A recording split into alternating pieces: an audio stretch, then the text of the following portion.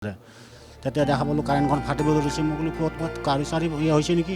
তাৰপিছত দেখা পালোঁ ধোঁৱা গ'ল। তাতে মোক কোনোবাই কৈছিল জুই লাগিল। জুই লগা নাছিল, পানী পাইপ ফাটিছিল।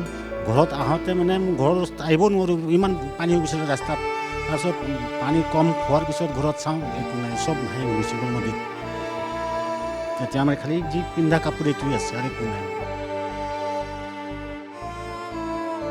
মই ঘৰতে আছিলোঁ, ওলাব চান্সে নাপালোঁ, ঘৰ পৰি গ'ল মোৰ ওপৰত। তাৰপিছত পানী একদম গৈ আছে মোৰ ওপৰেদি। মোৰতো বহুত ক্ষতি হৈছে, একোই নাই, চব উৰি গ'ল আমার খেতে মানে কাম করা খাওয়ার মানুষ আমি কামত গেছি আই পেলা দিয়ে ও নাই।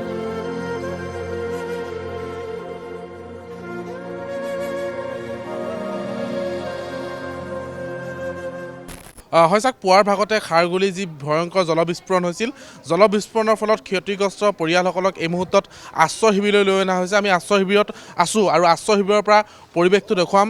তেওঁলোকে শীতৰ নিশা কেনেকৈ পাৰ কৰিছে সেয়া আমি সবিশেষ দেখুৱাম। তেওঁলোকৰ বাবে খাদ্য প্ৰস্তুত কৰি থকা হৈছে, খাদ্য বনাই থকা হৈছে। গতিকে এই পৰিৱেশটো মই দেখুৱাইছোঁ। আশ্ৰয় শিবিৰৰ ব্যৱস্থা কৰা হৈছে লাল সিং একাডেমি। ইয়াতে আশ্ৰয় শিবিৰ তৈয়াৰ কৰা হৈছে। জিলা প্ৰশাসনৰ লোকসকল আছে। তাৰ সমান্তৰালভাৱে বিভাগটোৱে যেনেকৈ গোটেই বিষয়টো ল'ব লাগে অতি গুৰুত্ব সহকাৰে লৈছিল। পুৱাৰ ভাগত আহি উপস্থিত হৈছিল এই ঘটনাৰ পাছতেই গুৱাহাটী উন্নয়ন দপ্তৰৰ মন্ত্ৰীগৰাকী, আৰু তাৰ পাছতেই তেওঁ গোটেই ব্যৱস্থাখিনি কৰি দিছে। প্ৰশাসনৰ লোকসকল আছে, অতিৰিক্ত উপায়ুক্তগৰাকী আছে। অতিৰিক্ত উপায়ুক্তগৰাকীৰ সৈতে মই কথা পাতিব বিচাৰিম, কিয়নো গোটেই বিষয়টো তেওঁলোকে তন্নকৈ পৰীক্ষা কৰি আছে। আৰু ইয়াতো নিশা এই মুহূৰ্তত অতিৰিক্ত উপায়ুক্তগৰাকী আহি উপস্থিত হৈছে। মই অকণমান কথা পাতিব বিচাৰিম কেনেকুৱা ব্যৱস্থাখিনি এতিয়া কি ব্যৱস্থা তেওঁলোকৰ বাবে কৰা হৈছে। এতিয়া আমি থকা খোৱাৰ মেইনলি ব্যৱস্থাটো তেওঁলোকৰ কৰিছোঁ। আমি তেওঁলোক থাকিব পৰাকৈ আমি কাপোৰ কানি এইখিনি ব্যৱস্থা কৰিছোঁ। খোৱাৰ আমাৰ এৰেঞ্জ হৈ আছে। তেওঁলোকক আৰু অলপ সময়ৰ পিছত আমি খাদ্য দিব পাৰিম। কিমান দিনলৈকে ইয়াত থাকিব লাগিব তেওঁলোক? আমি চিটুৱেশ্যনৰ ওপৰত বেছ কৰিব। আমি কিমান দিনলৈকে থাকিব সেইটো এতিয়াই ক'ব নোৱাৰোঁ। পৰিস্থিতি স্বাভাৱিক হ'লে নিশ্চয় মানুহবিলাক নিজৰ ঘৰলৈ ঘূৰি যাব। কিমানটা আজিৰ তাৰিখত কিমানটা পৰিয়াল ইয়াত আছে? আমি পৰিয়াল হিচাপে আমাৰ এনেই এফেক্টেড হৈছিলে 21, কিন্তু আমাৰ এতিয়া ইনমেটছ হিচাপে আছে আমাৰ 85 ইনমেটছ আছে। ইয়াত আশ্ৰয় শিবিৰত কিমান আছে? 85 ইনমেটছ আছে। 85 ফেমিলি নহয়, ইনমেটছ আছে। খাদ্য যিখিনি ব্যৱস্থা কৰা হৈছে আপোনালোকৰ ফালৰ পৰা পৰ্যাপ্ত হ'ব? আমিতো পৰ্যাপ্তই কৰিছোঁ, কাৰণ তেওঁলোকৰ যিমান মানুহ আছে আমি সিমানখিনি বস্তু আনিছোঁ। আমাৰ ফুড ছেফটি অফিচাৰো আছে, তেওঁ চাই আছে। গতিকে খাদ্য আমি পৰ্যাপ্ত ব্যৱস্থা হয়। ইতিমধ্যে প্ৰশাসনৰ ফালৰ পৰা গোটেই ব্যৱস্থাখিনি কৰা হৈছে, তেওঁলোকে জনাইছে। আমি পৰিয়ালসকলক দেখুৱাম, যিসকল পৰিয়াল আছে, যিসকল লোকে ইয়াত আশ্ৰয় শিবিৰত আশ্ৰয় ল'বলৈ তেওঁলোকে আহিছে, কিয়নো তেওঁলোকৰ ঘৰ ইতিমধ্যে পানীয়ে উটুৱাই লৈ গৈছে। পানীৰ সোঁতত তেওঁলোকৰ ঘৰ ভাগি ছিগি গৈছে, ধ্বংসস্তূপত পৰিণত হৈছে। আমি কৈ গৈছোঁ যে কিমান পৰিয়ালৰ ক্ষতিগ্ৰস্ত হৈছে, তাৰ লগতে পৰিয়ালসকলক পৰৱৰ্তী সময়ত সাহাৰ্য প্ৰদান কৰা হ'ব। তেওঁলোকক আশ্বাস ইতিমধ্যে বিভাগীয় মন্ত্ৰীগৰাকীয়ে দিছে।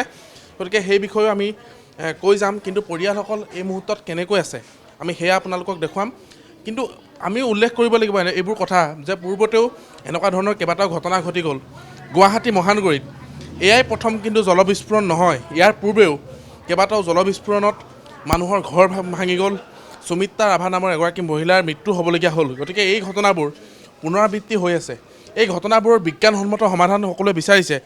মই অকণমান কথা পাতিব বিচাৰিম।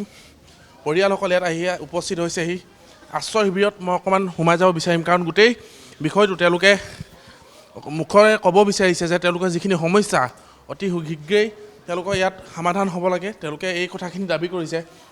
ককা অকণমান মই কথা পাতিম, কি হৈছিল সেই সময়ত? এতিয়া আপোনাৰ লগত আপুনি ক'ত আছিল? আপুনি আঘাতো পাইছে ভৰিত? পাইছোঁ।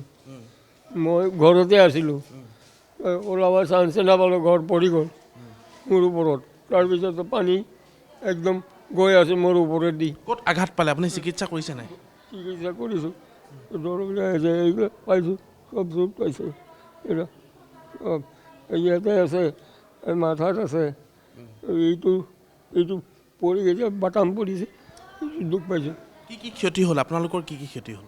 মোৰতো বহুত ক্ষতি হৈছে, একোই নাই, চব উৰি গ'ল হাৱাত। এয়া আচলতে দুৰ্ভগীয়াসকল, যিসকলৰ সৈতে এই ঘটনা সংঘটিত হৈছে। সেই সময়ত স্বচক্ষুৰে এইসকলে দেখিছিল সেই সময়ত কি হৈছিল। পানীৰ সোঁতে, পানীৰ চাপে যেতিয়া এওঁলোকৰ সপোনৰ ঘৰখন তছ নছ কৰিছিল, স্বচক্ষুৰে এওঁলোকে দেখি আছিল আৰু সেয়া তেওঁলোকে এই মুহূৰ্তত ব্যক্ত কৰিব পৰা অৱস্থাত নাই, কিয়নো সেই ঘটনাই তেওঁলোকৰ চকুলৈ মনত পৰি আছে, তেওঁলোকৰ মন মগজু সকলোৱে চুই গৈছে এই ঘটনাই। কিন্তু এটা কথা ক'ব লাগিব যে এই ঘটনাৰ পাছত প্ৰশাসন বা জিলা প্ৰশাসন, বিভাগীয় কৰ্তৃপক্ষ, বিভাগীয় মন্ত্ৰীগৰাকীয়ে কি গুৰুত্ব সহকাৰে দিয়ে, মুখ্যমন্ত্ৰীগৰাকীয়ে কি গুৰুত্ব সহকাৰে দিয়ে, আপোনাৰ ওচৰলৈ আহিছোঁ। কি ক্ষতিগ্ৰস্ত হৈছে আপোনাৰ? আমার খেতে মানে কাম করা খাওয়া মানুষ আমি কামত গেছি আই পেলাই দিয়ে রুমত একো নাই, সব ভাড়া ঘৰ থাকে নিজৰ ঘৰ? ভাড়া ঘৰত। অঁ কি কাম কৰে আপুনি? মানে হাজিৰা কাম কৰি মানে ঘৰে ঘৰে পইচা আছে বেগ চল লৈ গেছে 10,000 টকা আছে এতিয়া ক'ত আছে পইচাবোৰ? নাই নাই কমত চমত যিমান বস্তু মস্ত সব লৈ গেছে পানী। আৰু এজন আছে, আপোনাৰ কি ক্ষতি হৈছে? মোৰ একো বস্তু ঘৰত নাই, চব আধাৰ কাৰ্ড, পেন কাৰ্ড চব আছিল ঘৰত, আৰু মোবাইল আছিল, চাৰ্জত দি ৰাখিছিলোঁ। আহিছিলোঁ চাহ খাবলৈ তিনিআলিত, ইমান সময়তে কাৰেণ্টবিলাক শ্বৰ্ট কৰিব ধৰিলে। মই দেখা পালোঁ কাৰেণ্ট শ্বৰ্ট। আপুনি সেই সময়ত আছিলে? অঁ ইয়াত আছিলোঁ, তাতেই আছিলোঁ, মানে চাহ খাবৰ কাৰণে নেপালী চক তিনিআলিত আহিছিলোঁ, ঘৰৰ পৰা অলপ দূৰ পৰে। তেতিয়া দেখা পালোঁ কাৰেণ্টখন ফাটিব ধৰিছে। মই ক'লোঁ ক'ত কাৰি চাৰি হৈছে নেকি। তাৰপিছত দেখা পালোঁ ধোঁৱা হৈ গ'ল। তাতে মই কোনোবাই কৈছিল জুই লাগিল। জুই লগা নাছিল, পানী পাইপ ফাটিছিল। ঘৰত আহোঁতে মানে ঘৰত আহিব নোৱাৰোঁ, ইমান পানী হৈ গৈছিলে ৰাস্তাত। তাৰপিছত পানী কম খোৱাৰ পিছত ঘৰত চাওঁ একো নাই, চব ভাঙি গুচি গ'ল নদীত। এতিয়া আমাৰ খালি যি পিন্ধা কাপোৰ এইটোৱে আছে আৰু একো নাই। এয়া আছিল ভুক্তভোগী, যিসকলৰ লগত এই ঘটনা সংঘটিত হ'ল, যিসকলৰ ঘৰ নিমিষতে পানীয়ে তছনছ কৰি গ'ল। গতিকে এই মুহূৰ্তত আশ্ৰয় শিবিৰত তেওঁলোকে আছে আৰু আশ্ৰয় শিবিৰ পৰিৱেশটো আমি দেখুৱাই গৈছোঁ। মই গোটেই পৰিৱেশটো দেখুৱাই গৈছোঁ যে তেওঁলোকে এইদৰেই জাৰৰ নিশা তেওঁলোকে পাৰ কৰিবলগীয়া হৈছে নিজৰ ঘৰখনৰ পৰা আঁতৰত। ক'ত তেওঁলোকৰ সামগ্ৰীবোৰ আছে তেওঁলোকে এতিয়াও বিচাৰিব পৰা নাই। তছনছ কৰি গৈছে এই খাৰঘূলি জলবিস্ফোৰণৰ ঘটনাই তেওঁলোকৰ সপোনবোৰ, তেওঁলোকৰ ঘৰখন।